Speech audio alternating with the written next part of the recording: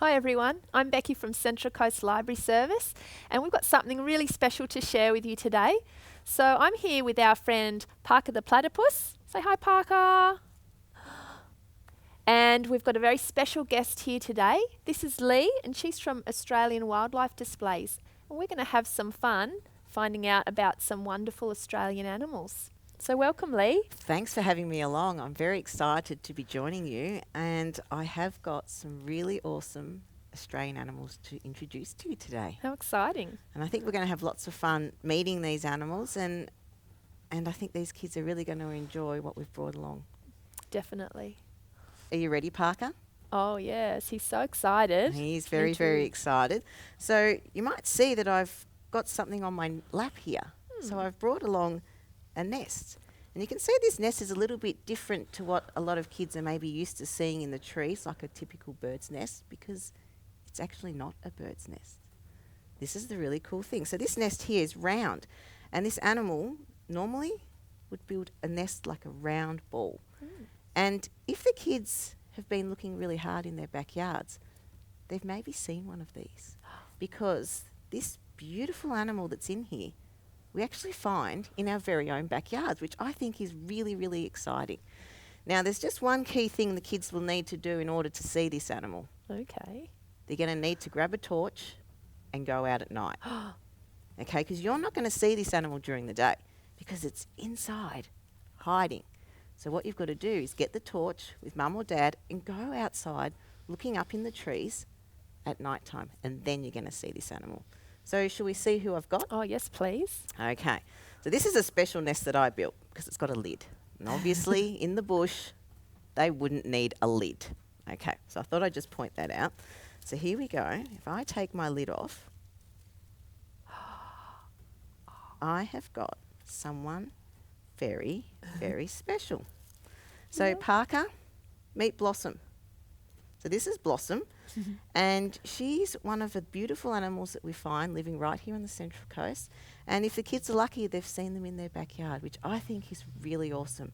So even in suburbia, we get to see some amazing Australian animals. So this is Blossom, and I wonder if any of the kids maybe have an idea what she already is. I reckon a few of the kids will know. So this is a beautiful possum, but this type of possum, I'll give you a clue. Watch this. I'm going to lift her tail up, and you'll even see, oh, it's wrapped around my finger, looking a bit like a ring. I think that might be where they get their name, the ringtail possum, from. So this is Blossom, and she's a beautiful ringtail possum. And if you're lucky, you may have seen one of these outside. I think they're beautiful. You know, you might be looking at her thinking, she's pretty small. But kids, this is as big as she grows. So this is fully grown. Okay.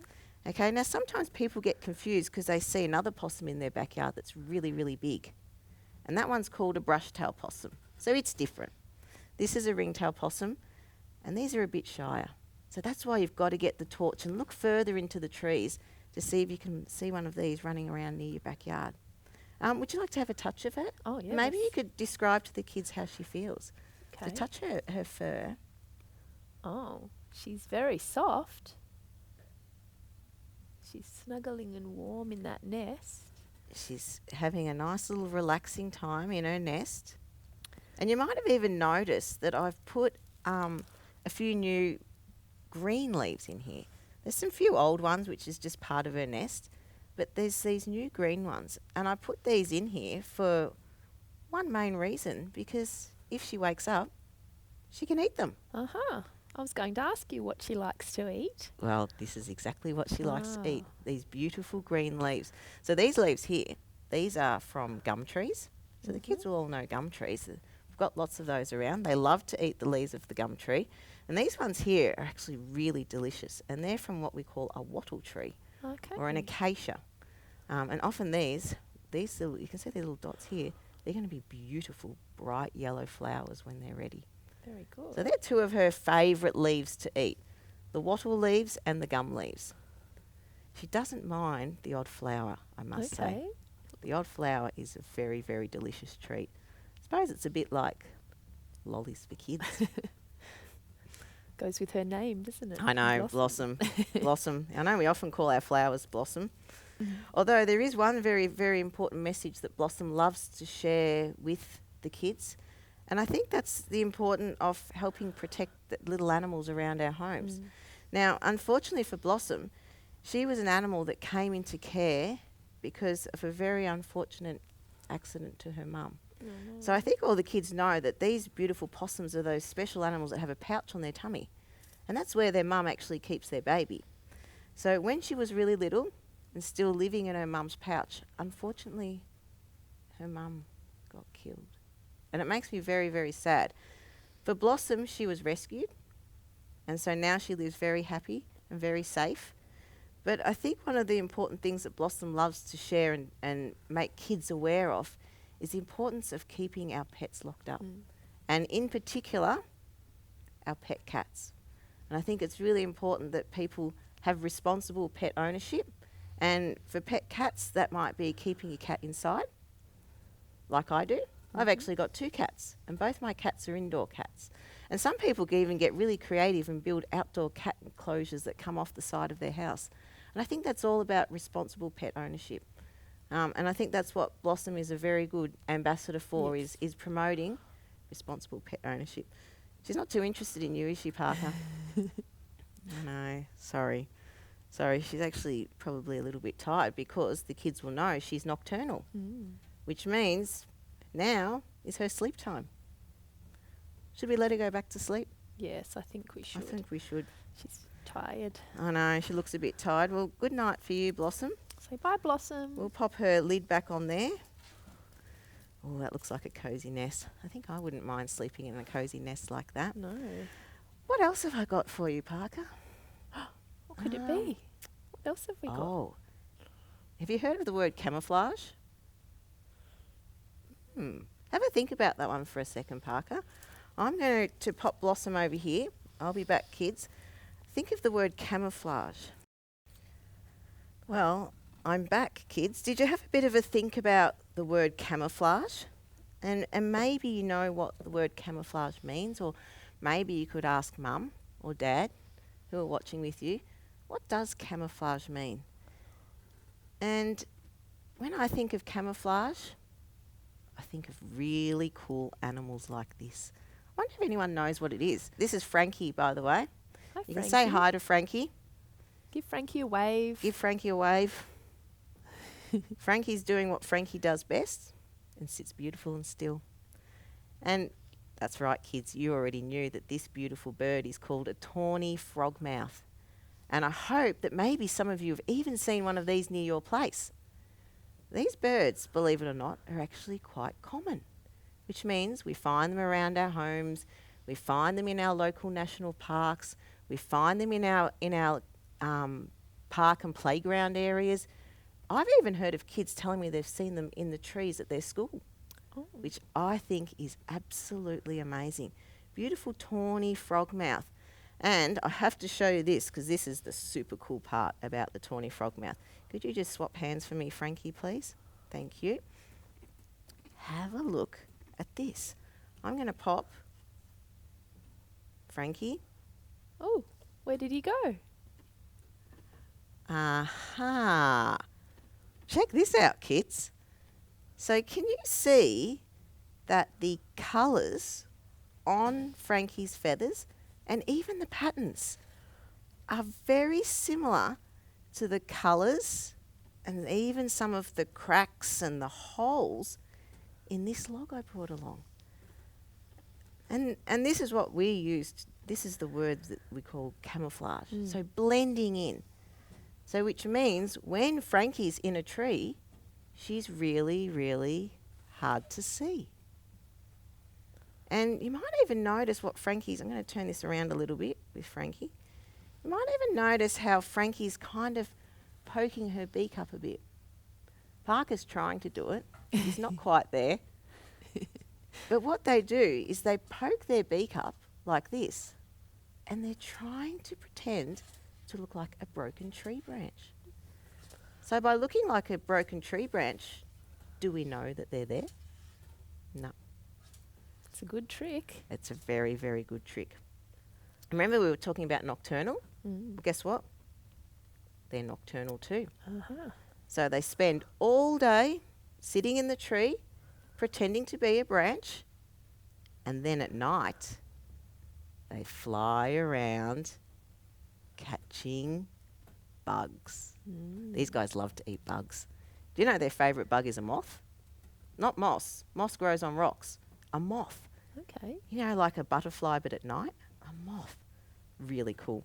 Actually, speaking of bugs, I've just thought of something. Let's see if I can balance my log on my lap. I brought along something here. Got these little wiggly grubs. Ooh. Hopefully you can see them.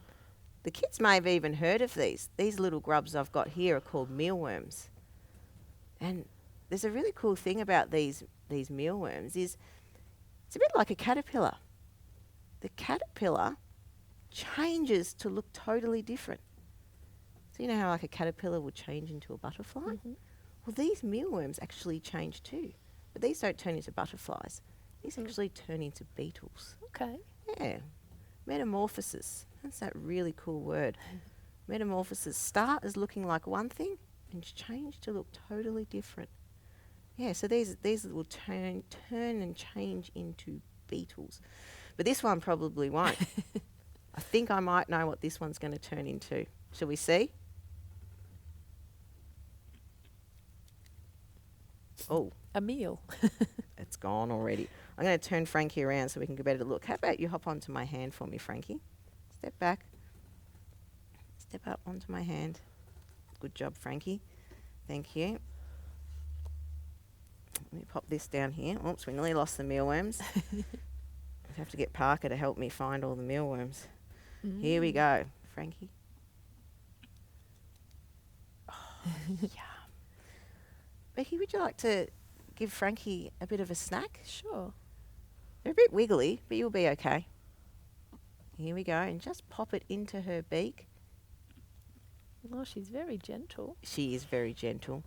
She is certainly is very gentle. I'm not sure if the kids can notice, but they might notice that poor Frankie here's got a droopy wing. So you'll notice that this wing here actually sits different to this wing here. And a bit like Blossom, how she was an animal that was rescued, so is Frankie. And unfortunately, Frankie can't fly. So this is very important why we're feeding her, because we do She need can't to catch. keep up her nutrition. And unfortunately, I'm not sure if a lot of kids are aware that we also have an animal in Australia that doesn't belong here called a fox. And while foxes are extremely beautiful animals, they don't belong here. And a lot of our animals don't know and understand foxes. And this is unfortunately why Frankie has this damaged wing. Okay, and she actually can't fly, is because of an attack by a fox. She's very lucky to survive. And we did get her wing looked at by a vet, but sometimes when the bones become broken, it's a bit hard for them to be able to fly again. But she's lucky, she lives with us, and we feed her lots of bugs. Do you know that she could even eat about 40 of those today? Wow. That is a lot of bugs. That is a lot of I bugs. think Parker would like to eat some too, by the Are look you of a it. bit hungry, Parker? I think Frankie would probably spare you. Although, do you know what she also really loves? She also loves a juicy mouse. Oh. That is a very special, good treat, a juicy mouse. But I didn't bring any today. We're just having bugs today. Becky, would you like to have a little touch of her feathers and tell me how they feel? She's very soft. Doesn't feel like bark, does it? No, it does not. Certainly not. It's a bit of a surprise.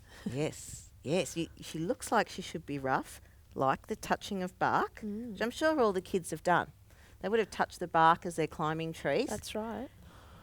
But touching Frankie is not like bark. No, she is very soft. And you might notice she's now got her eyes open too a bit more. She has beautiful big So golden eyes. when she's sitting in this posture, she opens her eyes a lot more, and you can see how big and round. And that's why when she had her beak up a little bit, she was squinting her eyes, because bark doesn't have big golden blobs on it, does No. it? So she has to hide her eyes. I think learning and understanding about how these beautiful birds' camouflage is so fascinating. I really, really do love reading books that help understand camouflage and even metamorphosis and how all our animals interact with each other. You know, some people might think, oh, bugs, I hate bugs, but look at what relies on bugs. It's very important. And I think maybe that sort of talks about bugs around our home. And as much as you might not want bugs around your home, they're actually really important for everything else that lives around our home, such as the Tawny Frog Mouth. If we killed all the bugs around our home with the spray, would there be anything left for these beautiful birds to eat? No. Nope. So I think that's always worth having a little bit of a think about when you're going to, you know, spray something around your home, is what else might this affect? Maybe a beautiful tawny frog mouth that could come and sit on your clothesline in your backyard at night. I reckon that'd be really cool. Parker, would you like to have a little touch? It's very soft, isn't it? I know. I know. Maybe one day the kids might get to have a touch when we can come back and visit the library. Yes, I hope so. I think that'd be really awesome. I That'll think be we've actually had a few kids, maybe they're even watching, that have seen us at the library before. Yes, that's right. I know, it's an awesome day. But I've still got one more I want to show you. Okay. So can I go and get Annie? Certainly. Kids, probably shouldn't say this, but I think I've saved the best for last. So this here, this is Annie. Kids, say hi to Annie.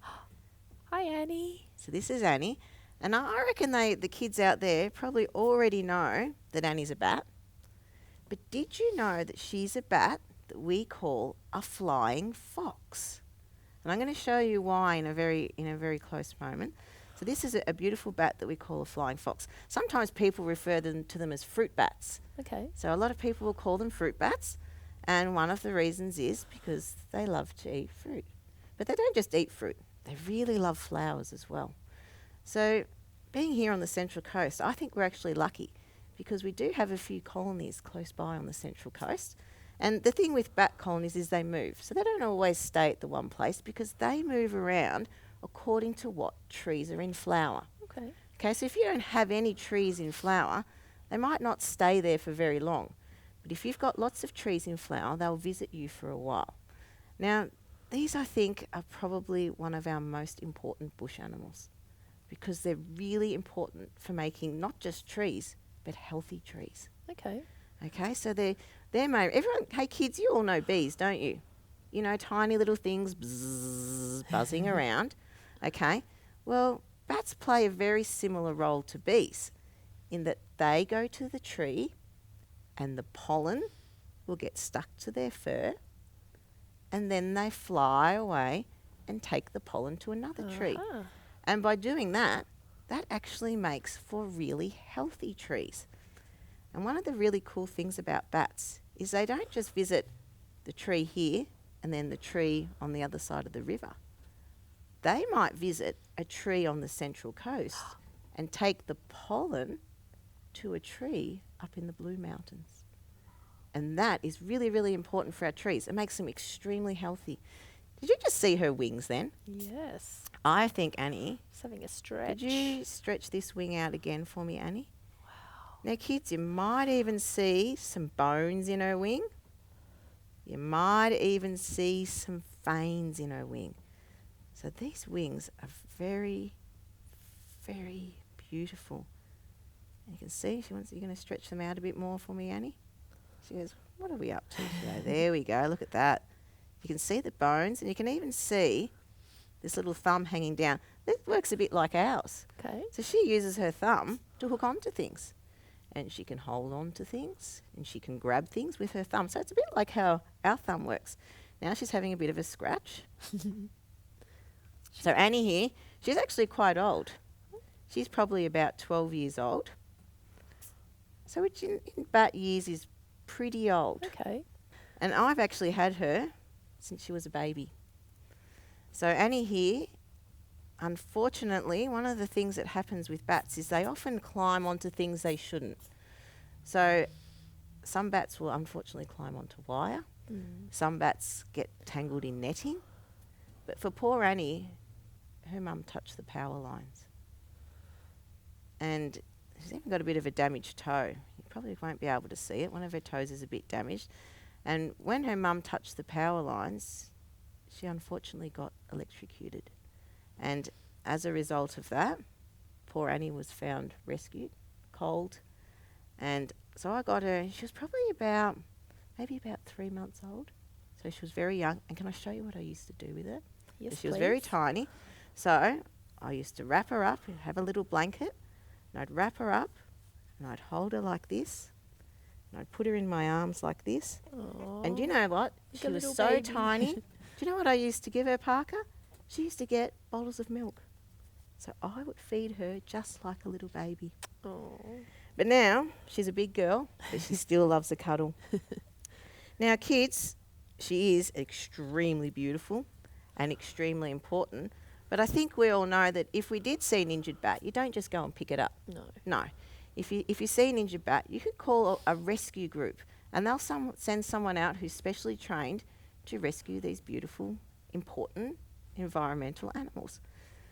So Annie's just having a stretch, and having a scratch, and having a look at what's going on. I'm not sure if she's ever been in a theatre before.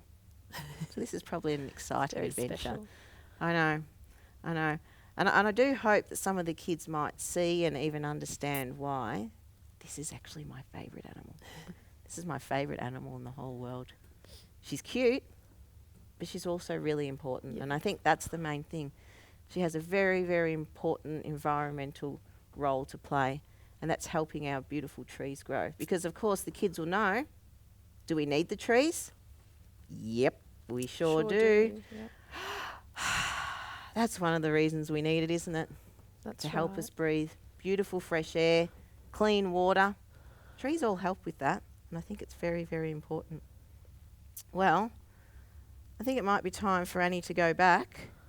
I hope you've really, really loved meeting my animals. We have, definitely. I hope you enjoyed understanding and learning a bit about them. And I hope you'll go outside, kids, and see what you can find in the bush around your home. That's the cool part. Go for an adventure. Go for an explore. Yes. Get outside. I think that would be a really good idea for the kids to do. Maybe even Yeah. on the weekend. Good idea. That would be a great idea. That's great. Well, Well, thanks very much, kids. Thank you for having me. well, it's our pleasure. Thank Parker, you so much, thank Lee. you. Thank you. And kids, I hope you enjoyed meeting Blossom and Frankie and Annie today. And you might need to go outside in the night time and see if you can spot some of those friends that we met today. And maybe there'll be another video soon to meet some more creatures. We'll see you next time. Bye.